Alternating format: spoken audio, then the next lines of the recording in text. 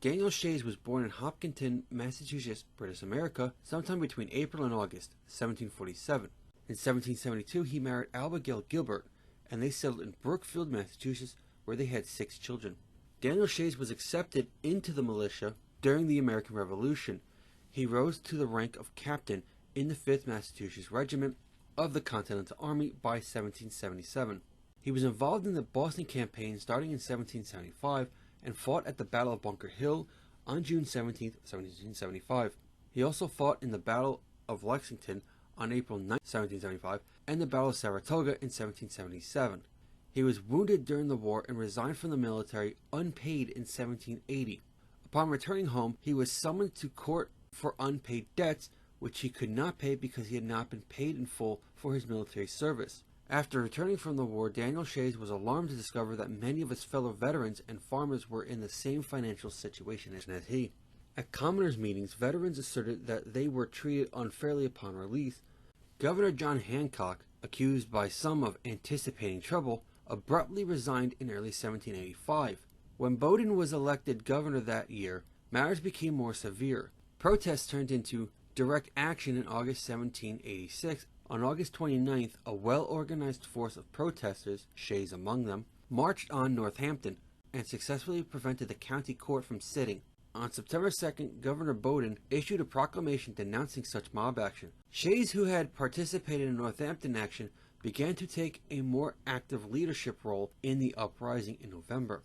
When the Supreme Judicial Court was next scheduled to meet in Springfield on September 26th, Shays and Luke Day in Hampshire County organized an attempt to shut it down. They were anticipated by William Shepard, the local militia commander, who began gathering government-supporting militia the Saturday before the court was to sit. By the time the court was ready to open, Shepard had 300 men protecting the Springfield courthouse. Shays and Day were able to recruit a similar number, but those only to demonstrate. While government forces organized in the east, Shays, Day, and other rebel leaders in the west organized their forces. The insurgents were organized into 3 major groups and intended to simultaneously attack the armory. Shays led one group east of Springfield near Palmer. Luke Day had a second force across the Connecticut River in West Springfield, and the third force under Eli Parsons was to the north at Chicopee.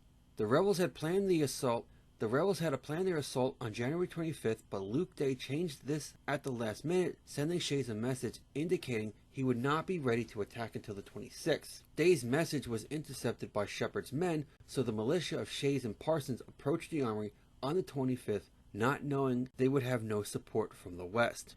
When Shays and his forces neared the armory, they found Shepard's militia waiting for them. Shepard first ordered warning shots fired over the approaching forces' heads, and then ordered 2 cannons to fire grape shot at Shays' men. 4 Shaysites were killed and 20 wounded.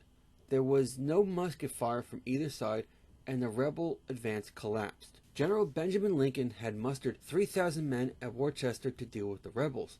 When he heard of the Springfield incident, they immediately began marching west. Shays led the rebel force generally north and east to avoid Lincoln. Lincoln pursued them, reaching Pelham, some 10 miles from Petersham, on February 2nd. On the night of February 3rd/4th, he led his militia on a forced march to Petersham through a bitter snowstorm. Arriving early in the morning, they surprised the rebel camp so thoroughly that they scattered. Shays and some of the other leaders escaped north into New Hampshire and the Republic of Vermont. After Daniel Shays was caught, Shays and 18 other men were convicted and sentenced to death. Most of these either had their convictions overturned on appeal, were pardoned, or had their sentence commuted. 2 of the condemned men, John Bly and Charles Rose, were hung on December 6, 1787. Shays was pardoned in 1788, and he returned to Massachusetts from hiding in the Vermont woods. In May 1786, Charles Pinckney of South Carolina proposed that Congress revise the Articles of Confederation. The weakness of the Articles in establishing an effective unifying government were underscored by the threat of internal conflict both within states and between the states, especially after Shays Rebellion threatened to topple the state's government. 3 years later, on March 4th, 1789, the government under the Articles of Confederation was replaced with the federal government under the Constitution. Shay was later granted a pension by the federal government for the 5 years he served in the Continental Army without pay. Shays lived the last 3 years of his life in poverty as a heavy drinker. Shays died at age 78 in Sparta, New York in 1825 and was buried at the Union Cemetery of Scottsburg, New York.